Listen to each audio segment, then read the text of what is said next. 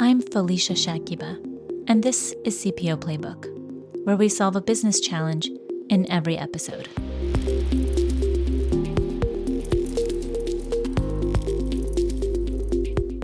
Gallup says that only 25% of U.S. employees strongly agree that their organization cares about their overall well-being. Monique Velcourt, an author of Beating Burnout by Harvard Business Review, shares that those experiencing burnout sense their competencies waning and fret over their ability to excel. It frequently emerges with fatigue and cynicism, since individuals can't operate at their highest potential when their energy is depleted and their connection to work has waned. Gallup also claims that employees who strongly agree that their employer cares about their well-being are 3 times more likely to be engaged at work and 5 times more likely to agree that they trust the leadership of their organization. Joining us today is Laurie Ruettimann, a LinkedIn top voice, author, speaker, and podcaster of Punk Rock HR. CNN recognized her as one of the top 5 career advisors in the United States.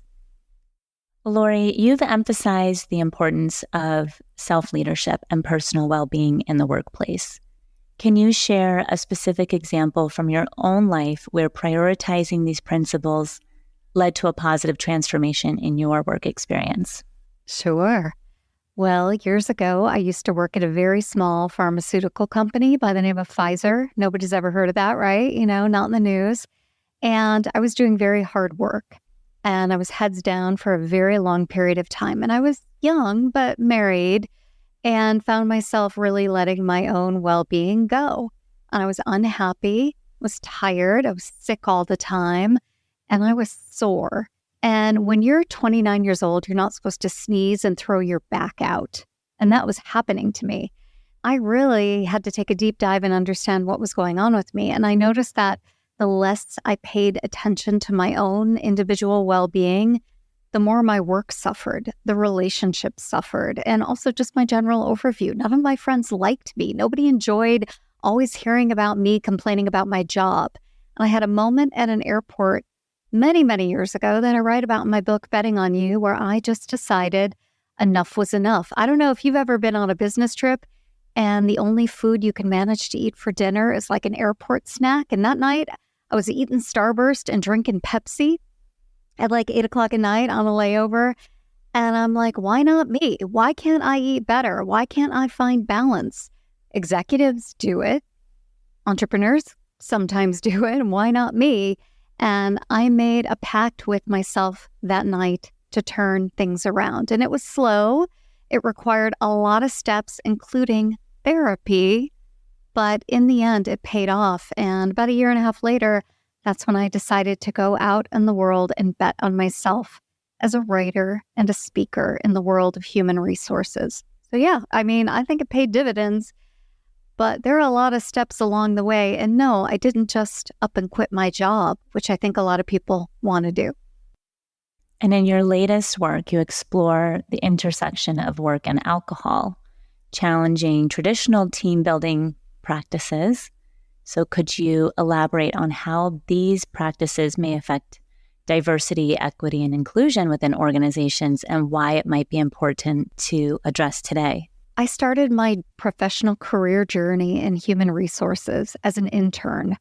I wasn't going to go to law school, didn't know what I wanted to do, and my career group at my university said, go take this internship in an HR job. You'll see everything, sales, marketing, manufacturing, logistics, and maybe you'll find a path.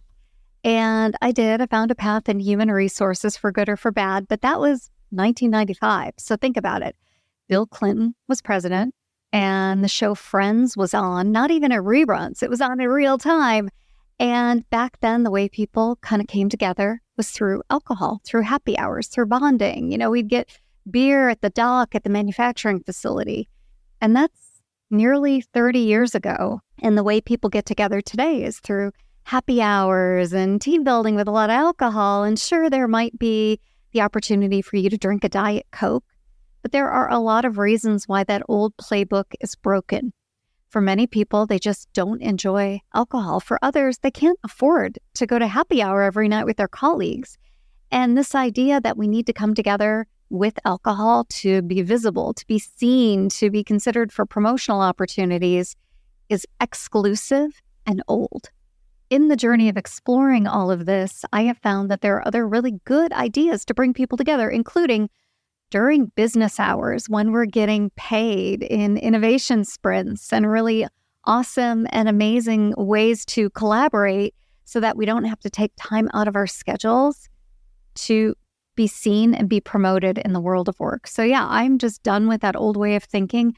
If you want to drink, drink. You want to go out, but at least make better, smarter, more honest choices. And I think corporate America and the global corporate landscape can do that for our workforce and actually has an obligation to do it. I love that thinking. I think it's incredibly relevant. There are many people who actually have come up to me and said, oh, I have to go out with my coworkers and I'm going to be forced to buy a drink, but I don't really drink that much. And those conversations actually happen. To take another deeper dive into what you're sharing, in your view, what role does vulnerability play in achieving personal growth and self-improvement in a professional setting? So can you share any experiences where embracing vulnerability, which you already have, had a significant impact on your work or life? Well, I coach many executive leaders, both in the C-suite and in the world of human resources.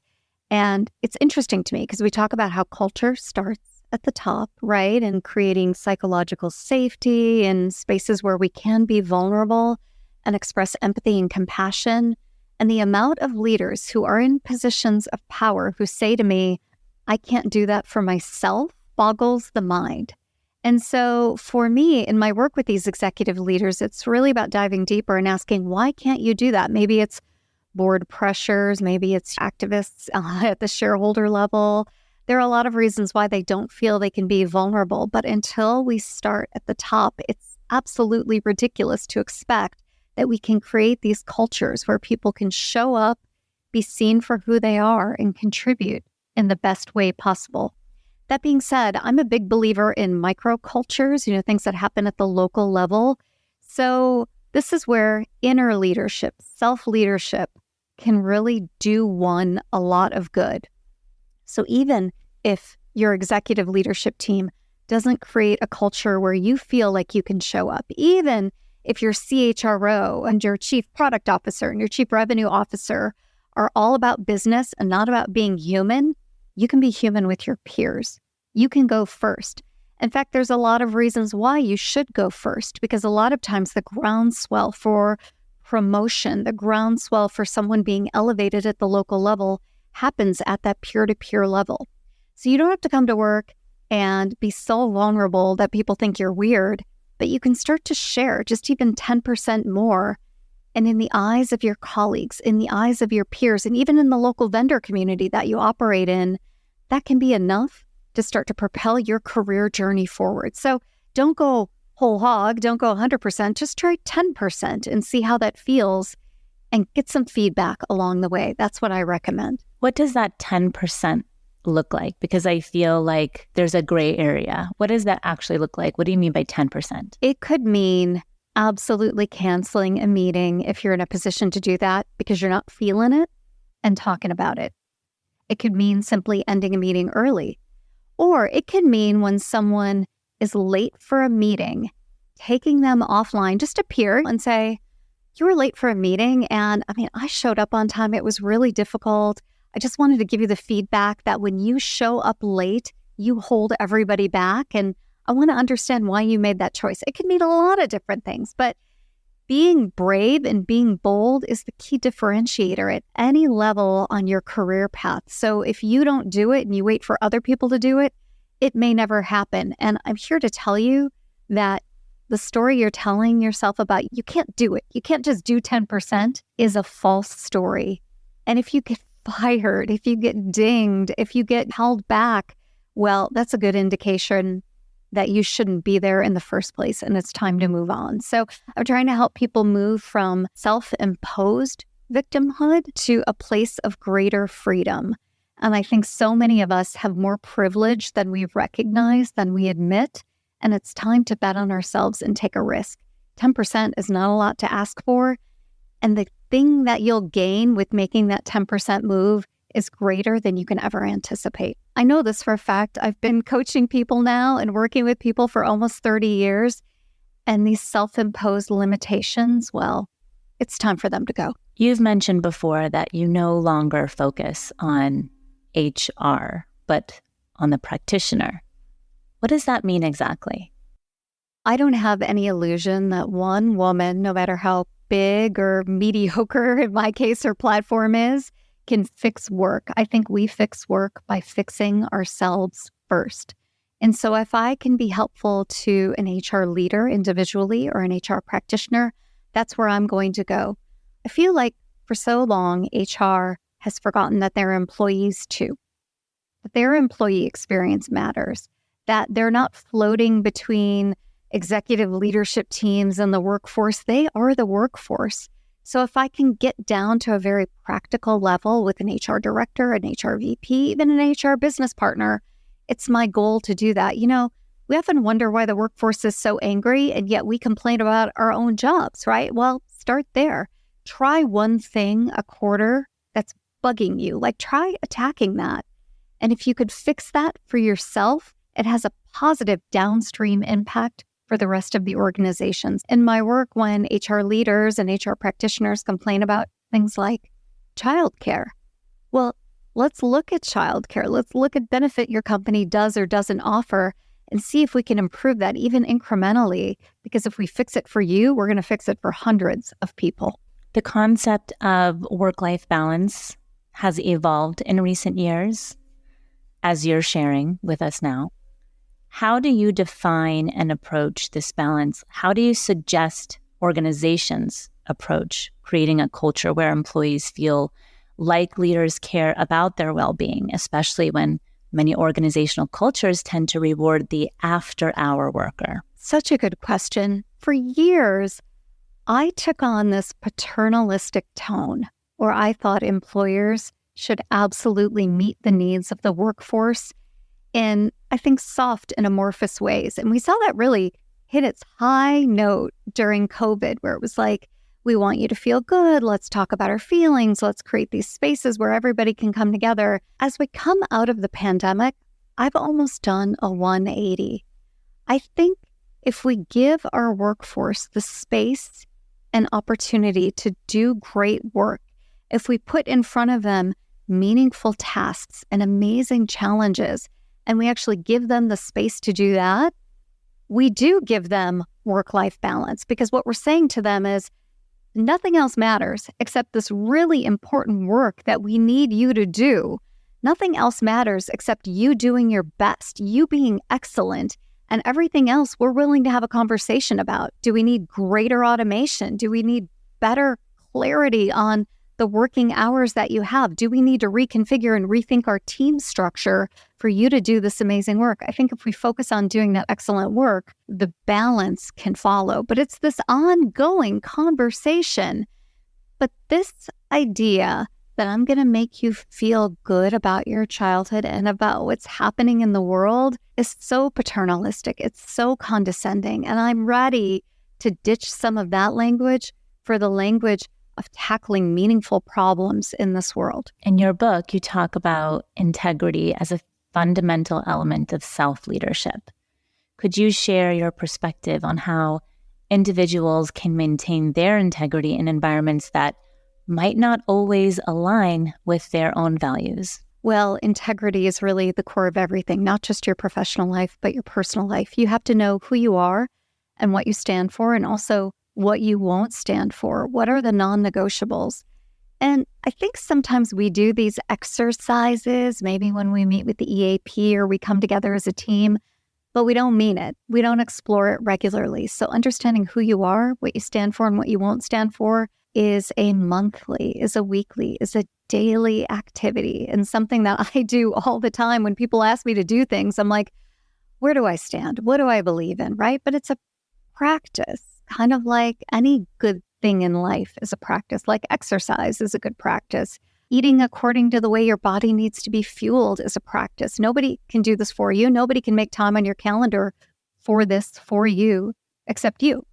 So integrity being at the core of everything is super important. And I think sometimes we go into work environments and it tests our integrity and we think we can change it.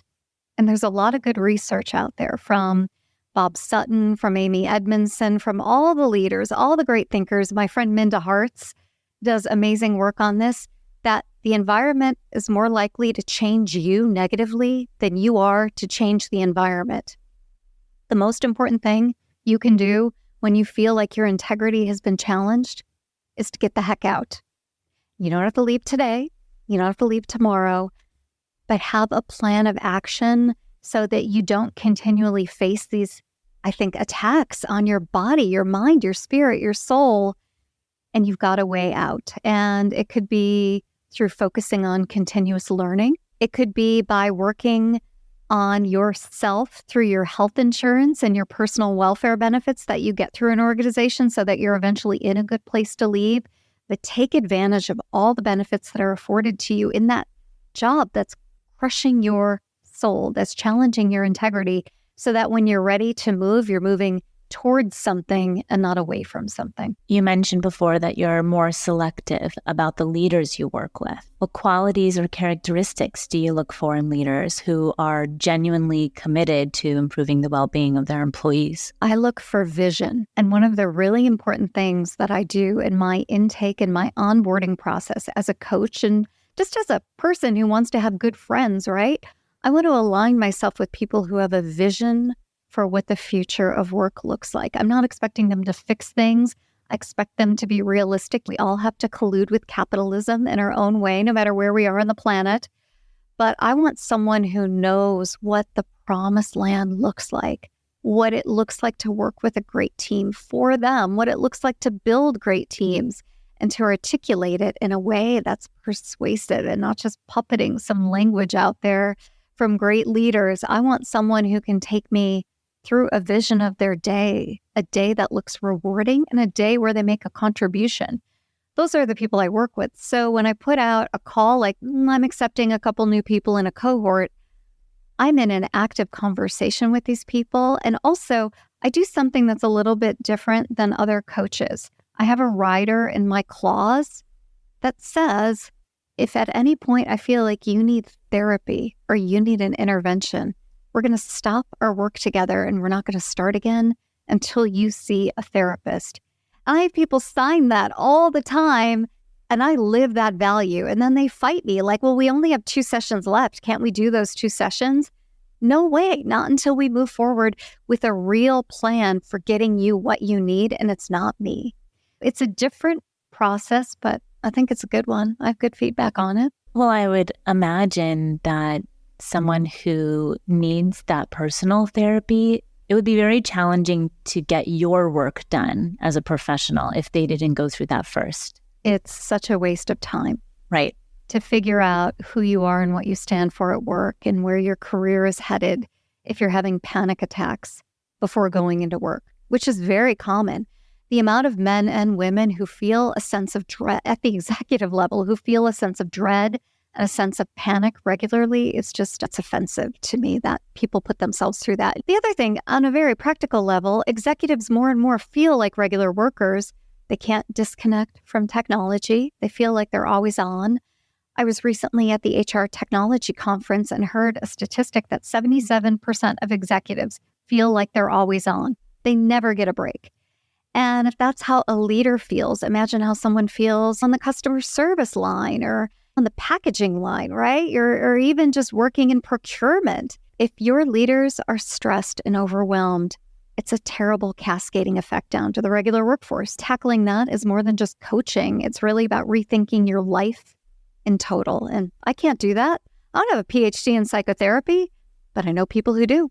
Your approach seems to encourage individuals to take charge of their work experiences. What strategies or techniques do you recommend for someone who wants to initiate a positive change in their work environment, even if they're not in a leadership position? Yeah, well, I do like the activity of recognition and reflection. So understanding who you are and what you'll stand for and what are non-negotiables in your life. That's a quick and easy exercise that you can put on the calendar to do weekly.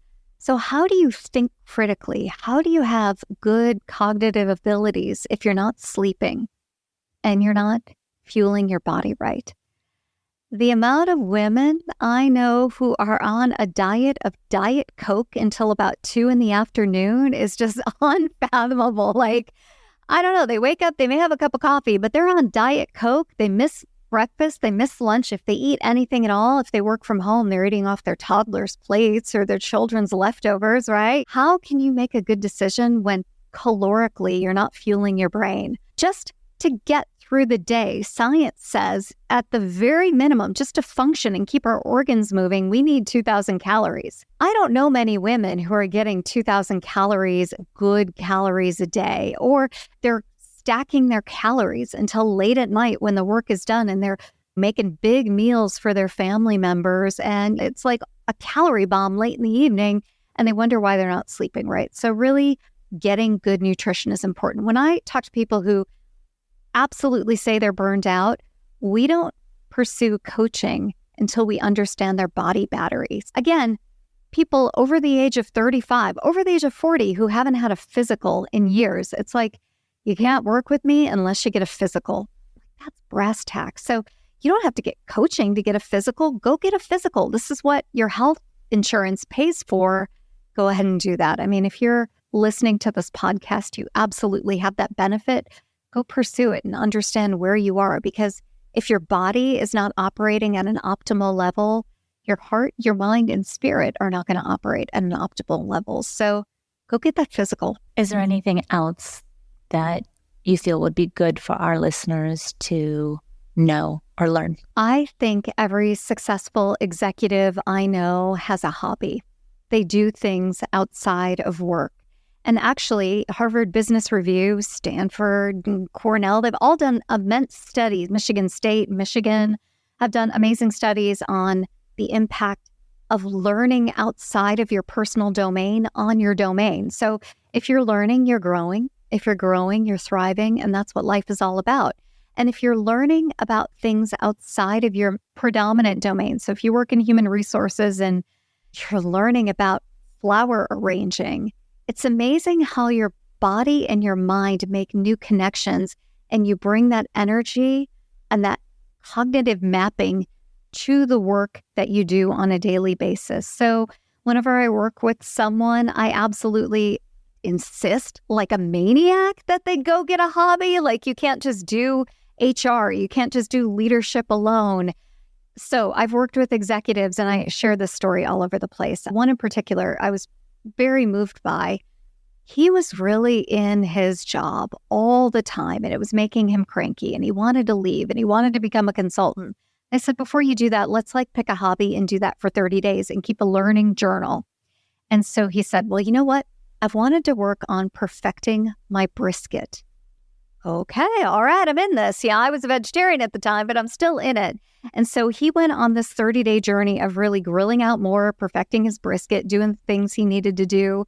And a couple of things he learned. Not only did he learn patience, and he learned, of course, the ability to fail and laugh at himself, but he spent more time cooking, which meant he spent less time on his phone and he spent less time working. He also spent more time with his family and community, feeding them food that he made with love by hand and getting silly feedback and input on his technique and input on his rub and his timing and all of that. And if you know anything about cooking a brisket, you can't do that in 20 minutes. This is a labor of love, right? So this is something that freed up his brain to think in different ways. It's almost like when you take a long shower and suddenly you have a good idea. Brisket was his long shower. But I've also worked with women who used to be ice skaters when they were kids and they went out and laced up their skates and started skating again and didn't do it well and fell a bunch of times, but really enjoyed it. So there's a lot of lessons to be learned from learning in other ways and also taking those stories back to work. It makes you a wholly differentiated individual. And honestly, it helps remind people around you that you're fun. So anybody can do this. Anybody can go on a 30-day learning journey and just write it down, the good, the bad, the ugly, reflect on it. And I guarantee you it's a fun experience and it actually deprioritizes work and prioritizes you. It helps you put yourself at the center of your own story, and we all need that. Laurie, it's an honor to have you on the show. Thank you so much for being here. I'm going to go perfect my brisket now. I love it. I encourage you to do that, and I'm ready. I'm eating brisket again, so invite me over. Anytime. If today's episode captured your interest, please consider sharing it with a friend, or visit cpoplaybook.com to read the episode or learn more about leadership and talent management. We greatly appreciate your rating, review, and support as a subscriber. I'm Felicia Shakiba. See you next Wednesday, and thanks for listening.